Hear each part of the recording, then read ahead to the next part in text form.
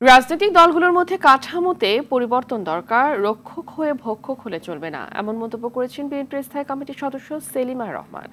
দুপুরে রাজধানীর একটি হোটেলে জাতীয় সংসদ নির্বাচনে কেমন প্রার্থী চাই সংলাপে তিনি এমন মন্তব্য করেন। তারেক রহমানের ঘোষিত ৩১ দফার বাইরে রাষ্ট্র কাঠামো পরিবর্তন করতে পারলে আগামীর বাংলাদেশের সফলতা পাবে বলেও মনে করেন তিনি। দলগুলোর মার্কার প্রতি এখনও ভোটাররা আকৃষ্ট হয় এমনটা জানিয়ে তিনি বলেন, দলের প্রার্থী হওয়া উচিত বিচক্ষণ, সৎ, উদার, আদর্শবান, জনগণের বন্ধু।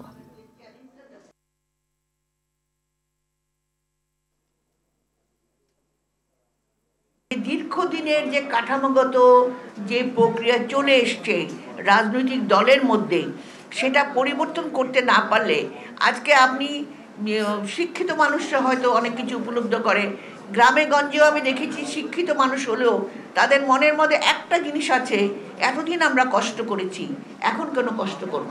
কাজে আমি রক্ষক হই আর ভক্ষক হই, রক্ষক হয়ে ভক্ষক হই, তাতেও আমার কিছু আসে যায় না। এই চিন্তাধারাটা পরিবর্তন করতে হবে।